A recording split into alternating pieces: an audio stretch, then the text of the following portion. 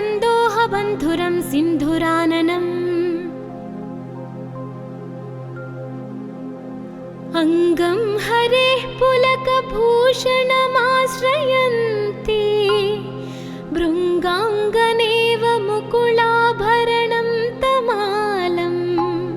अङ्गीकृताखिलविभूतिरपाङ्गलीला माङ्गल्यदास्तु मम मङ्गलदेवतायाः मुग्धा मुहुर्विदधति वदने मुरारेः प्रेमत्रपाप्रणिहितानि गतागतानि मालातृशोर्मधुकरेव महोत्पलेया सा मे श्रियं दिशतु सागरसम्भवायाः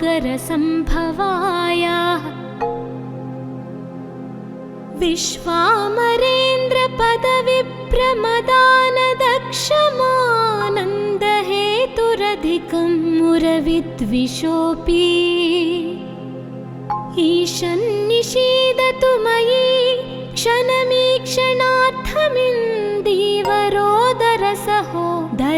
क्षणमीक्षणार्थमिन्दीवरोदरसहोदरमिन्दिरायाः आमीलिताक्षमधिगम्य मुदा मुकुन्दमानन्दकन्दमनिमेषमनं गतन्त्रम्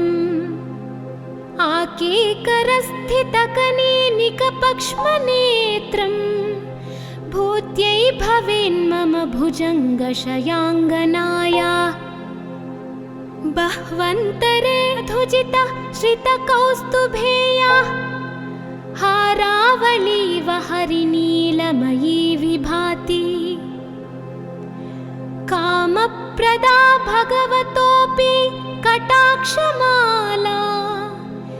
कल्याणमावहतु मे कमलालयायाः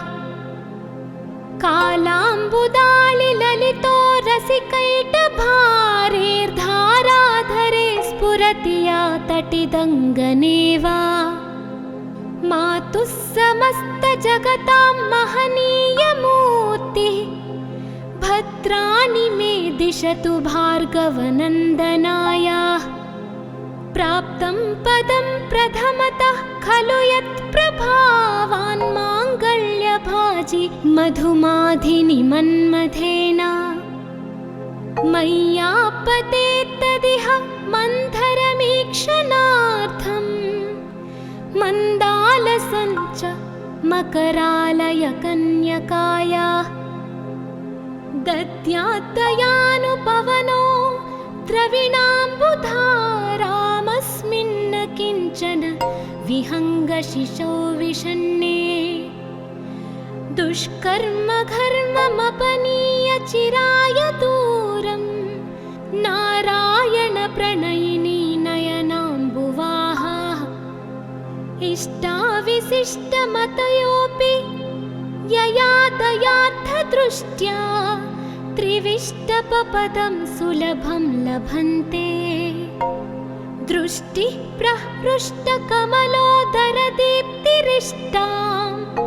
पुष्टिं कृषिष्ट मम पुष्करविष्टरायाः गीर्देवतेति गरुडध्वजसुन्दरीति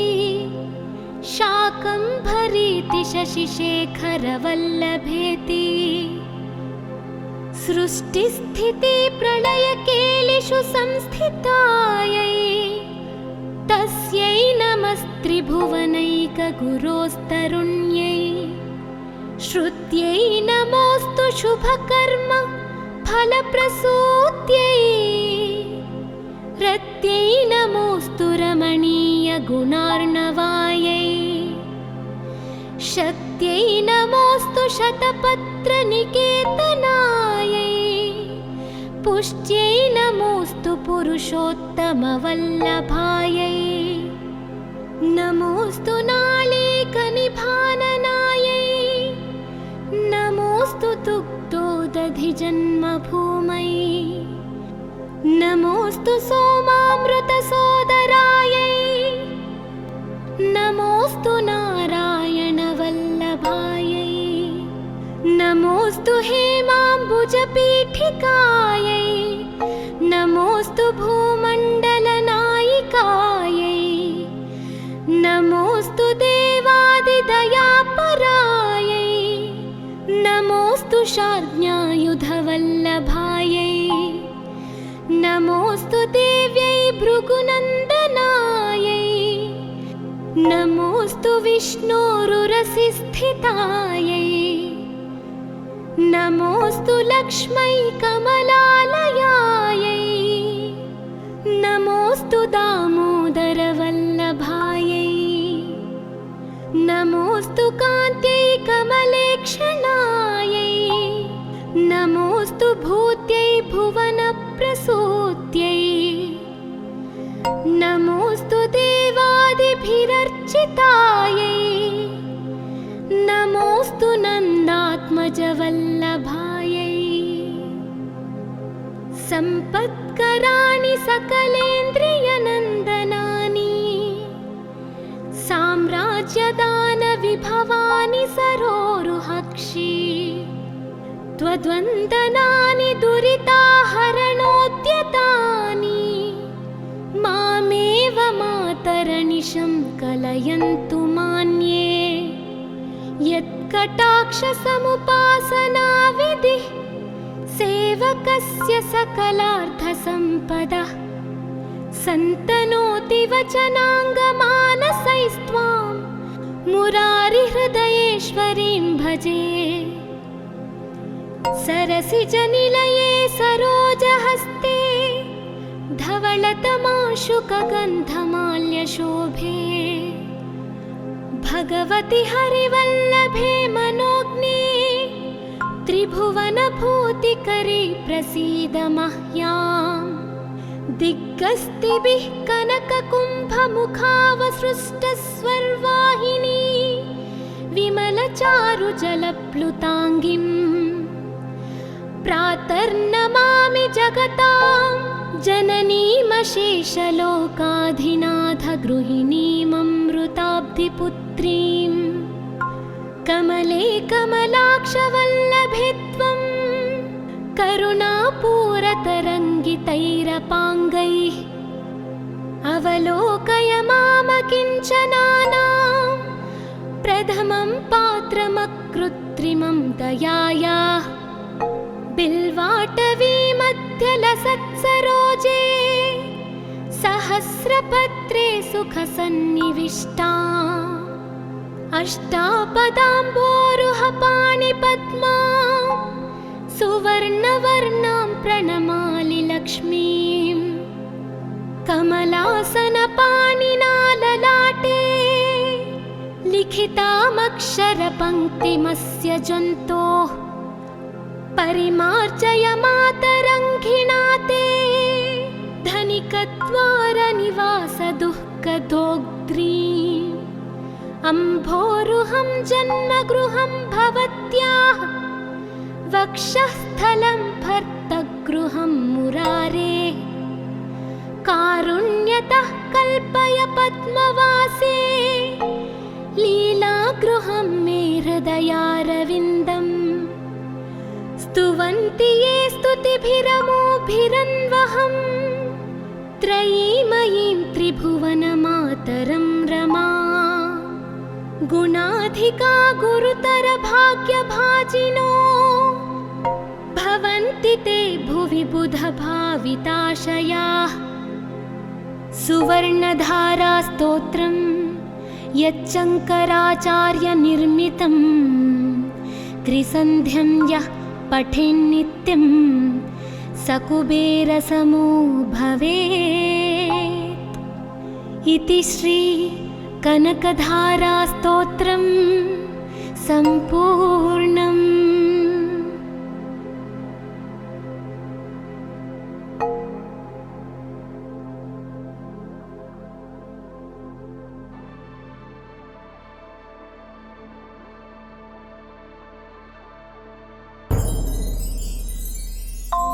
वन्दे वन्दारुमन्दारमिन्दिरानन्दकन्दलम् अमन्दानन्दसन्दोहबन्धुरं सिन्धुराननम् अङ्गं हरेः पुलकभूषणमाश्रयन्ति भृङ्गाङ्गनेव मुकुलाभरणं तमालम् अङ्गीकृताखिलविभूतिरपाङ्गलीला माङ्गल्यदास्तु मम मङ्गलदेवतायाः मुग्धा मुहुर्विदधति वदने मुरारेः प्रेमत्रपाप्रणिहितानि गतागतानि मालातृशोर्मधुकरेव महोत्पलेया सा मे श्रियं दिशतु सागरसम्भवायाः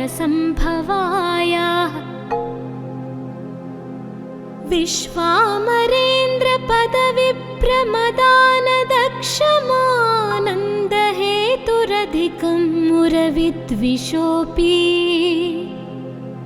ईशन्निषीदतु मयि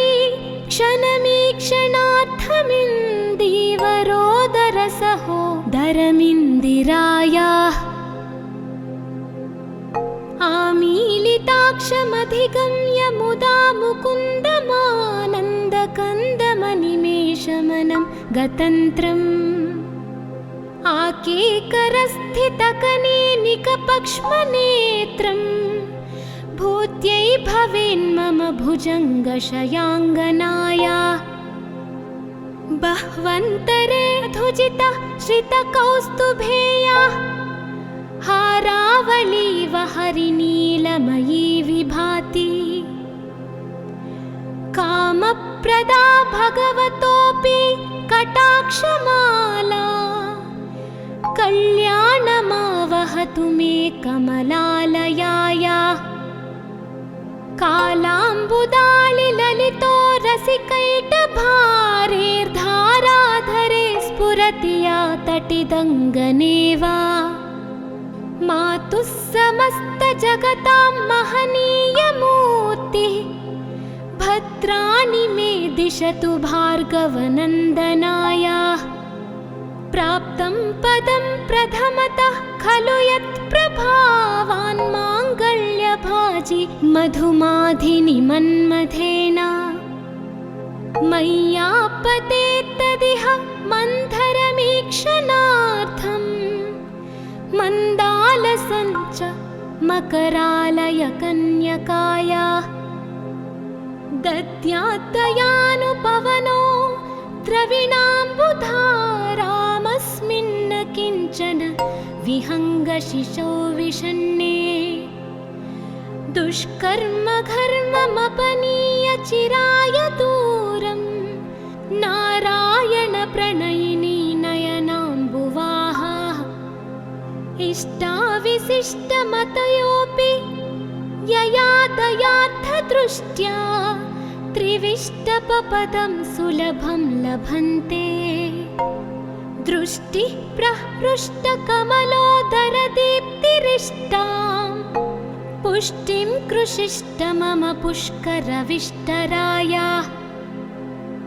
गीर्देवतेति गरुडध्वजसुन्दरीति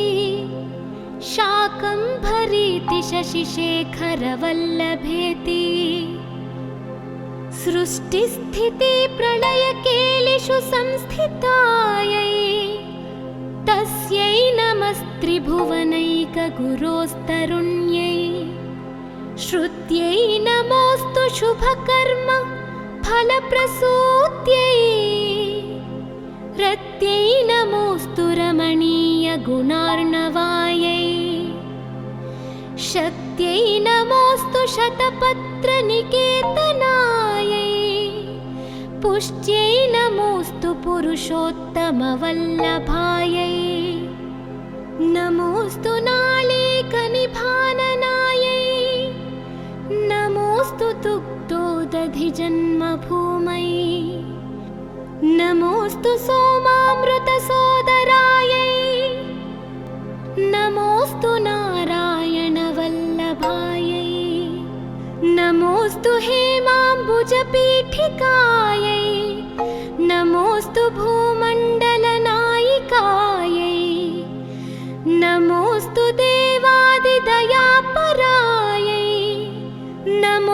कुशाग्न्यायुधवल्लभायै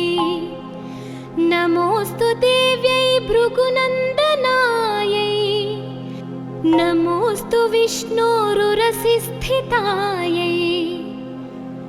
नमोऽस्तु लक्ष्मै कमलालयायै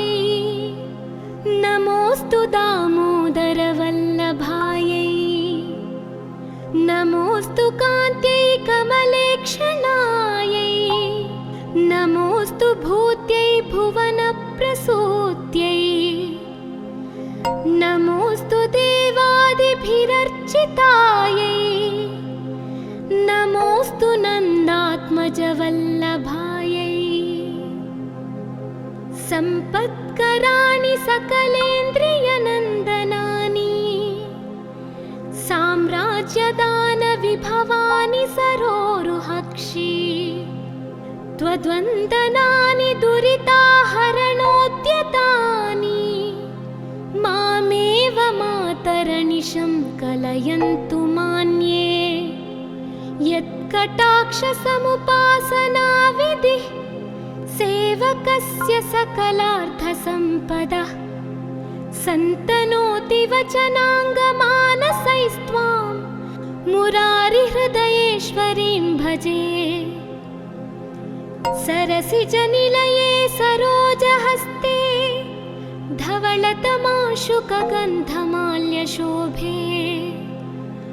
भगवति हरिवल्लभे मनोज्ञे त्रिभुवनभूतिकरी प्रसीद मह्याम् दिग्गस्तिभिः कनककुम्भमुखावसृष्टस्वर्वाहिनी विमलचारुजलप्लुताङ्गिम् प्रातर्नमामि जगतां जननीमशेषलोकाधिनाथगृहिणीममृताब्धिपुत्रीं कमले कमलाक्षवल्लभे त्वं करुणापूरतरङ्गितैरपाङ्गैः अवलोकय मामकिञ्चनानां प्रथमं पात्रमकृत्रिमं दयायाः बिल्वाटवीमध्यलसत्सरोजे सहस्रपत्रे सुखसन्निविष्टा अष्टापदाम्बोरुहपाणिपद्मा सुवर्णवर्णां प्रणमामि लक्ष्मीम् कमलासनपाणिना ललाटे लिखितामक्षरपङ्क्तिमस्य जन्तोः परिमार्जय मातरङ्घिणा ते धनिकद्वारनिवासदुःखदोग्ध्रीम् अम्भोरुहं जन्मगृहं भवत्याः वक्षःस्थलं भर्तगृहं मुरारे कारुण्यतः कल्पय पद्मवासे लीलागृहं मे हृदयारविन्दम् स्तुवन्ति ये स्तुतिभिरमोभिरन्वहं त्रयीमयीं त्रिभुवनमातरं रमा गुणाधिका गुरुतरभाग्यभाजिनो भवन्ति ते भुवि बुधभाविताशयाः सुवर्णधारास्तोत्रं यच्चङ्कराचार्यनिर्मितं त्रिसन्ध्यं यः पठेन्नित्यं स कुबेरसमो भवेत् इति श्री कनकधारास्तोत्रं सम्पूर्णम्।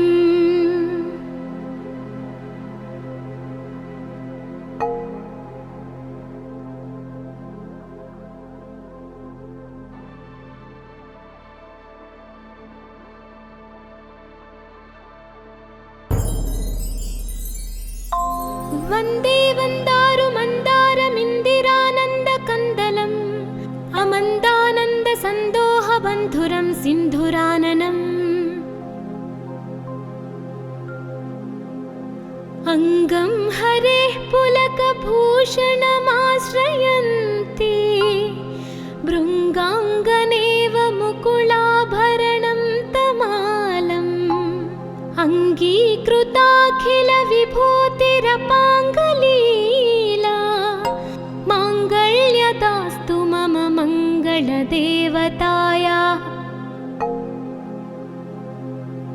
मुग्धा मुहुर्विदधति वदने मुरारे प्रेमत्रपाप्रणिहितानि गतागतानि मालातृशोर्मधुकरेव महोत्पलेया सा मे श्रियं दिशतु सागरसम्भवाया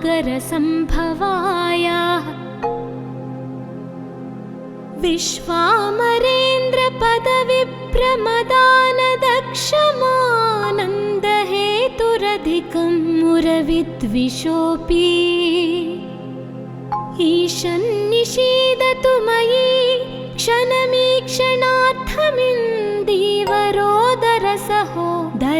क्षणमीक्षणार्थमिन्दीवरोदरसहोदरमिन्दिरायाः आमीलिताक्षमधिगम्य मुदा मुकुन्दमानन्दकन्दमनिमेषमनं गतन्त्रम् आकेकरस्थितकनेनिकपक्ष्मनेत्रम् भूत्यै भवेन्मम भुजङ्गशयाङ्गनाया बह्वन्तरे धुजिता श्रितकौस्तुभेया हारावलीव हरिनीलमयी विभाति कामप्रदा भगवतोऽपि कटाक्षमाला कल्याणमावहतु मे कमलालयाया कालाम्बुदालिललितो रसिकैटभारेर्धाराधरे स्फुरति या तटिदङ्गनेव मातुः समस्तजगतां महनीयमूर्तिः भद्राणि मे दिशतु भार्गवनन्दनाया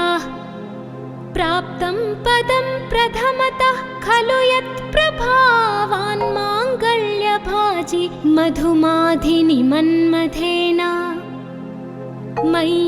मय्यापतेत्तदिह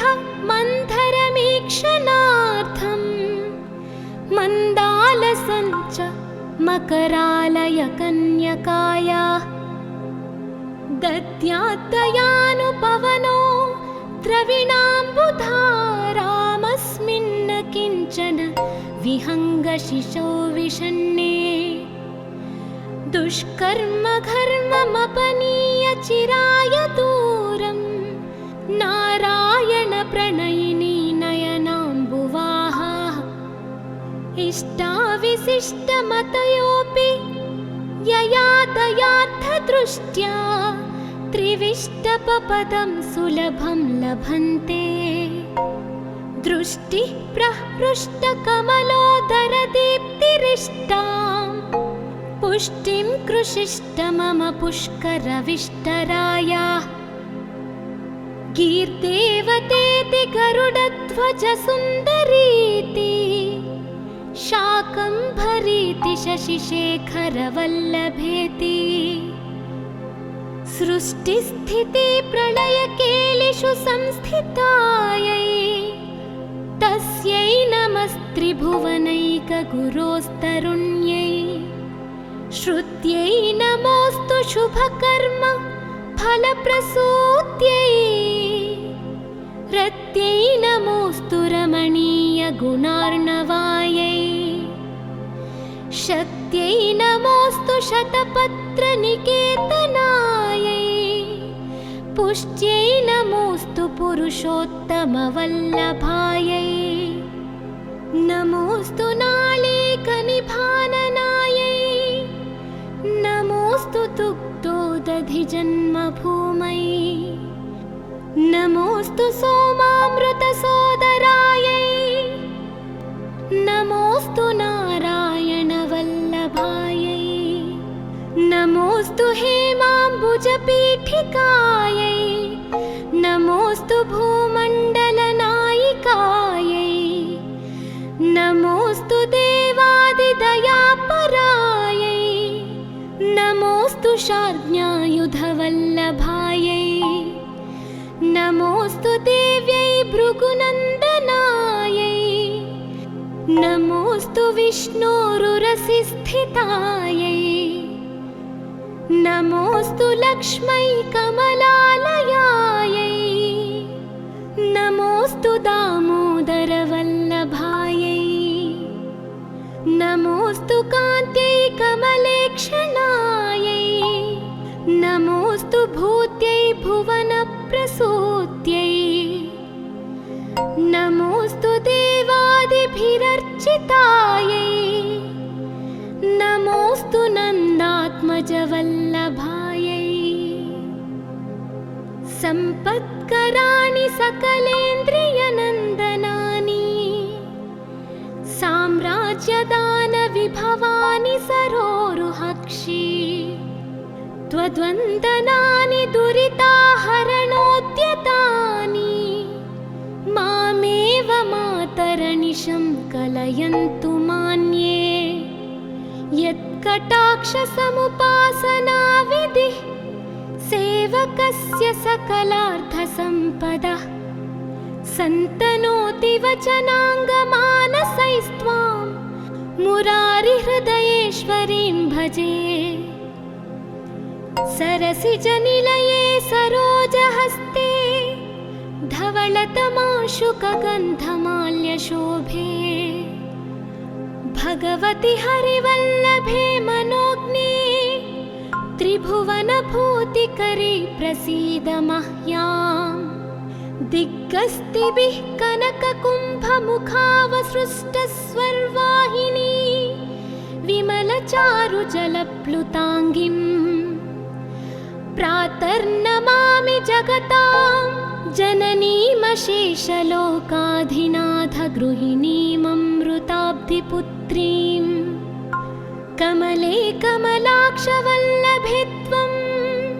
करुणापूरतरङ्गितैरपाङ्गैः अवलोकय मामकिञ्चनानां प्रथमं पात्रमकृत्रिमं दयायाः बिल्वाटवीमध्यलसत्सरोजे सहस्रपत्रे सुखसन्निविष्टा अष्टापदाम्बोरुहपाणिपद्मा सुवर्णवर्णां प्रणमामि लक्ष्मीम् कमलासनपाणिना ललाटे लिखितामक्षरपङ्क्तिमस्य जन्तोः परिमार्जय मातरङ्घिणा ते धनिकद्वारनिवासदुःखदोग्ध्रीम् अम्भोरुहं जन्मगृहं भवत्याः वक्षःस्थलं भर्तगृहं मुरारेः कारुण्यतः कल्पय पद्मवासे लीलागृहं मे हृदयारविन्दम् स्तुवन्ति ये स्तुतिभिरमोभिरन्वहं त्रयीमयीं त्रिभुवनमातरं रमा गुणाधिका गुरुतरभाग्यभाजिनो भवन्ति ते भुवि बुधभाविताशयाः सुवर्णधारास्तोत्रं यच्चङ्कराचार्यनिर्मितं त्रिसन्ध्यं यः पठेन्नित्यं स कुबेरसमो भवेत् इति श्री कनकधारास्तोत्रं सम्पूर्णम्।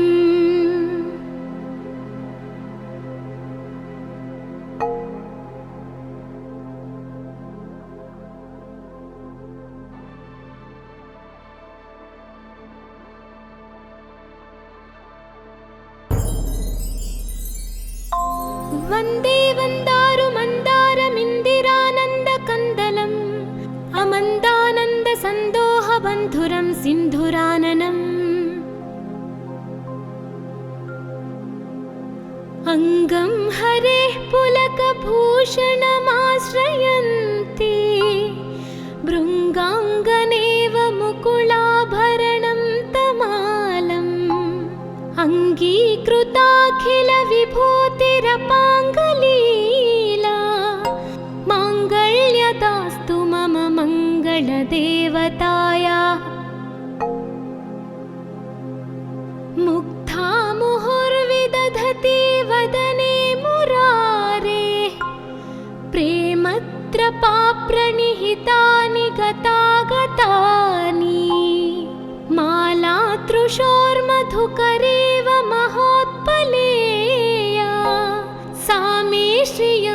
दिशतु सागरसम्भवाय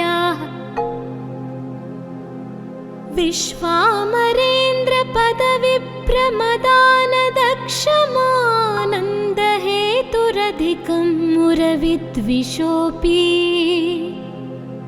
ईशन्निषीदतु मयि क्षणमीक्षणार्थमिन्दीवरोदरसहोदरमिन्दिरायाः आमीलिताक्षमधिगम्य मुदा मुकुन्दमानन्दकन्दमनिमेषमनं गतन्त्रम् आकेकरस्थितकनेनिकपक्ष्मनेत्रम् भूत्यै भवेन्मम भुजङ्गशयाङ्गनाया बह्वन्तरे धुजिता श्रितकौस्तुभेया हारावलीव हरिनीलमयी विभाति कामप्रदा भगवतोऽपि कटाक्षमाला कल्याणमावहतु मे कमलालयाया कालाम्बुदालिललितो रसिकैटभारेर्धाराधरे स्फुरति या तटिदङ्गनेव मातुः समस्तजगतां महनीयमूर्तिः भद्राणि मे दिशतु भार्गवनन्दनाय प्राप्तं पदं प्रथमतः खलु यत्प्रभावान् माङ्गल्यभाजि मधुमाधिनि मन्मथेन मय्यापतेत्तदिह मन्थरमीक्षणार्थम् मन्दालसञ्च मकरालयकन्यकाया दद्यात्तयानुपवनो द्रविणाम्बुधारामस्मिन्न किञ्चन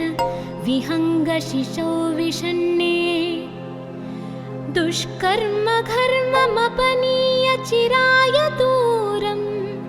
नारायण प्रणयिनी नयनाम्बुवाहा इष्टाविशिष्टमतयोऽपि यया दयार्थदृष्ट्या त्रिविष्टपपदं सुलभं लभन्ते दृष्टिः प्रहृष्टकमलोदरदीप्तिरिष्टां पुष्टिं कृषिष्ट मम पुष्करविष्टराया गीर्देवतेति गरुडध्वजसुन्दरीति शाकम्भरीति शशिशेखरवल्लभेति सृष्टिस्थिति प्रलयकेलिषु संस्थितायै तस्यै नमस्त्रिभुवनैकगुरोस्तरुण्यै श्रुत्यै नमोऽस्तु शुभकर्म फलप्रसूत्यै रत्यै नमोऽस्तु रमणीयगुणार्णवायै शक्त्यै नमोऽस्तु शतपत्रनिकेतनायै पुष्ट्यै नमोऽस्तु पुरुषोत्तमवल्लभायै नमोऽस्तु नालीकनिभाननायै नमोऽस्तु दुग्धोदधिजन्मभूमै नमोऽस्तु सोमामृतसोदरायै नमोऽस्तु नारायणवल्लभायै नमोऽस्तु हेमाम्बुजपीठिकायै नमोऽस्तु भूमण्डलनायिकायै नमोऽस्तु देवादिदयापरायै नमोऽस्तु शार्ङ्ग्यायुधवल्लभायै नमोऽस्तु देव्यै भृगुनन्दनायै नमोऽस्तु विष्णोरुरसिस्थितायै नमोऽस्तु लक्ष्मै कमलालयायै नमोऽस्तु दामोदरवल्लभायै नमोऽस्तु कान्त्यै कमलेक्षणायै नमोऽस्तु भूत्यै भुवनप्रसूत्यै नमोऽस्तु देवादिभिरर्चितायै राजवल्लभायै सम्पत्कराणि सकलेन्द्रियनन्दनानि साम्राज्यदानविभवानि सरोरुहक्षि त्वद्वन्दनानि दुरिताहरणोद्यतानि मामेव मातरनिशं कलयन्तु मान्ये यत्कटाक्षसमुपासनाविधिः सेवकस्य सकलार्थसम्पदः सन्तनोति वचनाङ्गमानसैस्त्वां मुरारिहृदयेश्वरीं भजे सरसिजनिलये सरोजहस्ते धवलतमाशुकगन्धमाल्यशोभे भगवति हरिवल्लभे मनोज्ञे त्रिभुवनभूतिकरी प्रसीद मह्याम् दिग्गस्तिभिः कनककुम्भमुखावसृष्टस्वर्वाहिनी विमलचारुजलप्लुताङ्गिम् प्रातर्नमामि जगतां जननीमशेषलोकाधिनाथगृहिणीममृताब्धिपुत्रीं कमले कमलाक्षवल्लभे त्वं करुणापूरतरङ्गितैरपाङ्गैः अवलोकय मामकिञ्चनानां प्रथमं पात्रमकृत्रिमं दयायाः बिल्वाटवीमध्यलसत्सरोजे सहस्रपत्रे सुखसन्निविष्टा अष्टापदाम्बोरुहपाणिपद्मा सुवर्णवर्णां प्रणमामि लक्ष्मीम् कमलासनपाणिना ललाटे लिखितामक्षरपङ्क्तिमस्य जन्तोः परिमार्जय मातरङ्घिणा ते धनिकद्वारनिवासदुःखदोग्ध्रीम् अम्भोरुहं जन्मगृहं भवत्याः वक्षःस्थलं भर्तगृहं मुरारेः कारुण्यतः कल्पय पद्मवासे लीलागृहं मे हृदयारविन्दम् स्तुवन्ति ये स्तुतिभिरमोभिरन्वहं त्रयीमयीं त्रिभुवनमातरं रमा गुणाधिका गुरुतरभाग्यभाजिनो भवन्ति ते भुवि बुधभाविताशयाः सुवर्णधारास्तोत्रं यच्चङ्कराचार्यनिर्मितं त्रिसन्ध्यं यः पठेन्नित्यं सकुबेरसमो भवेत् इति श्री कनकधारास्तोत्रं सम्पूर्णम्।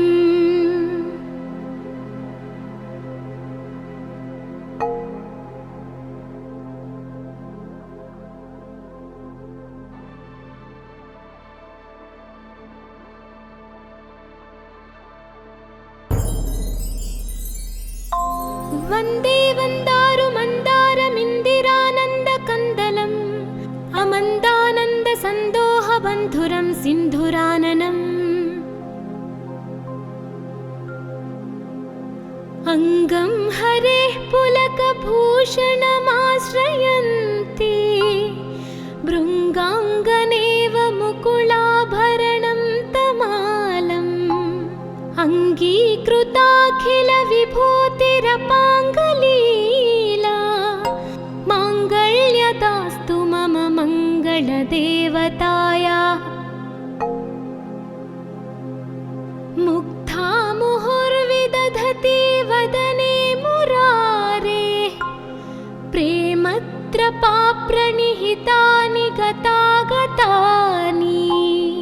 मालातृशोर्मधुकरेव महोत्पलेया सा मे श्रियं दिशतु सागरसम्भवायाः विश्वामरेन्द्रपदविभ्रमदान क्षमानन्दहेतुरधिकं मुरविद्विषोऽपि ईशन्निषीदतु मयि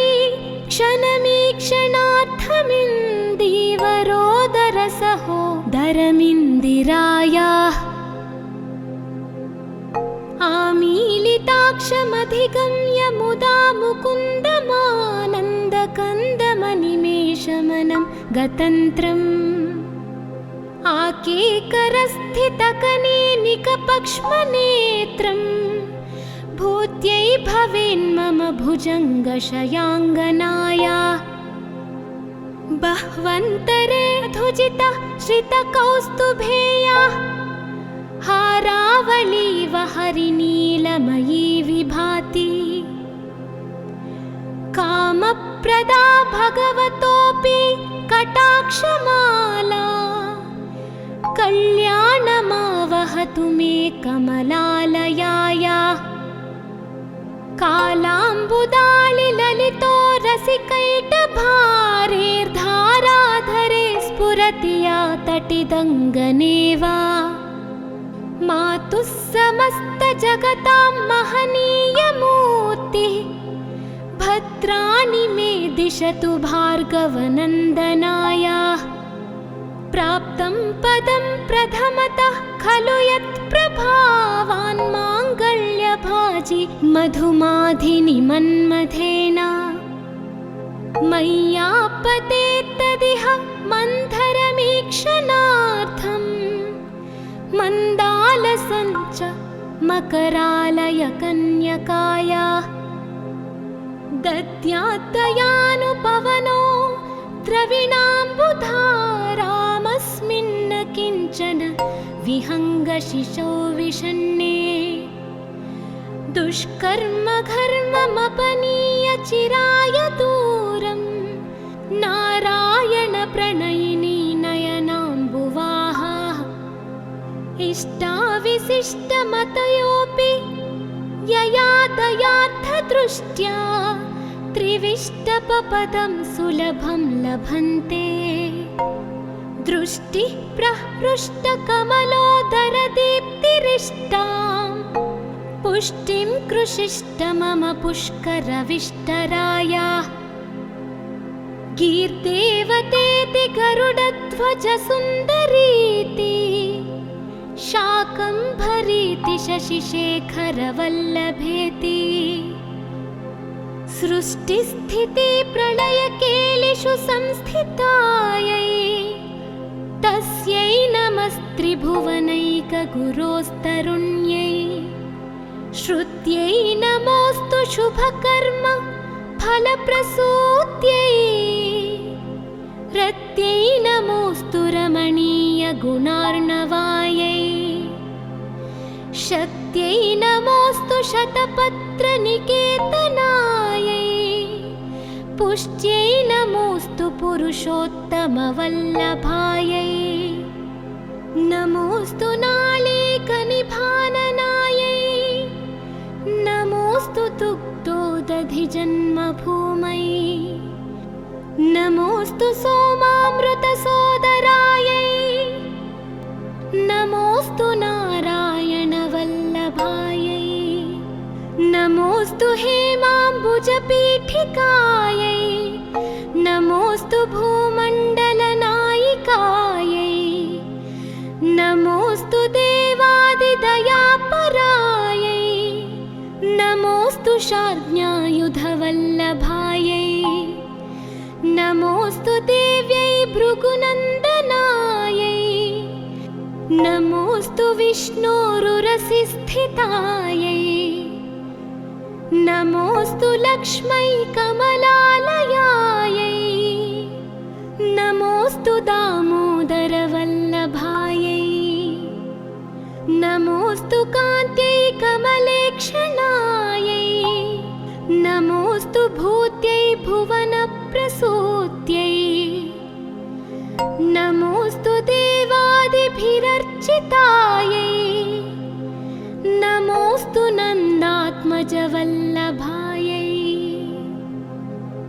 सम्पत्कराणि सकलेन्द्रियनन्दनानि राज्यदानविभवानि सरोरुहक्षी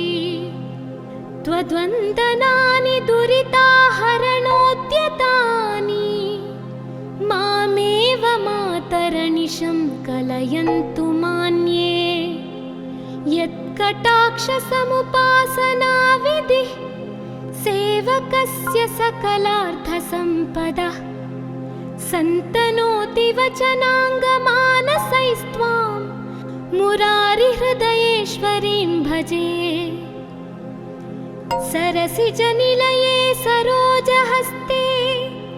धवलतमाशुकगन्धमाल्यशोभे भगवति हरिवल्लभे मनोज्ञे त्रिभुवनभूतिकरी प्रसीद मह्याम्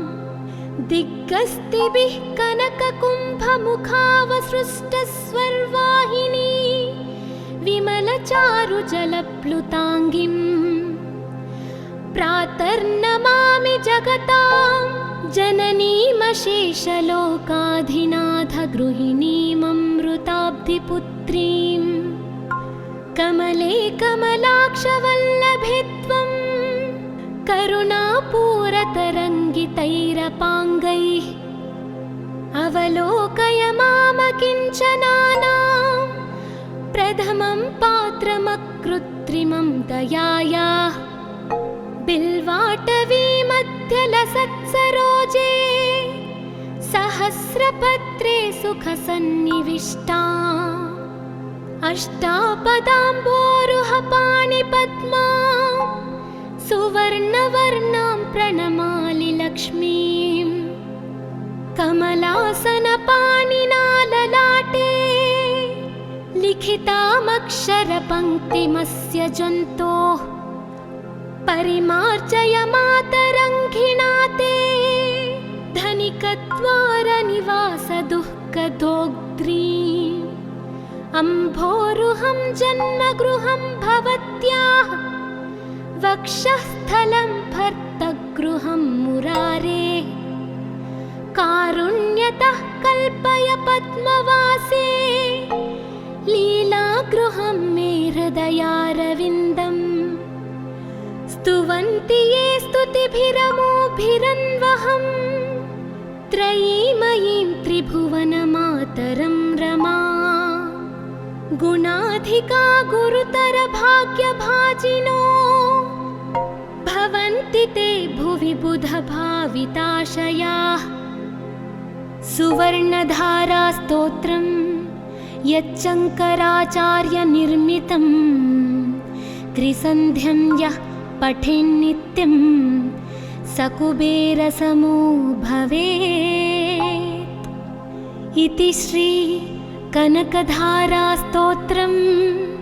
सम्पूर्णम्।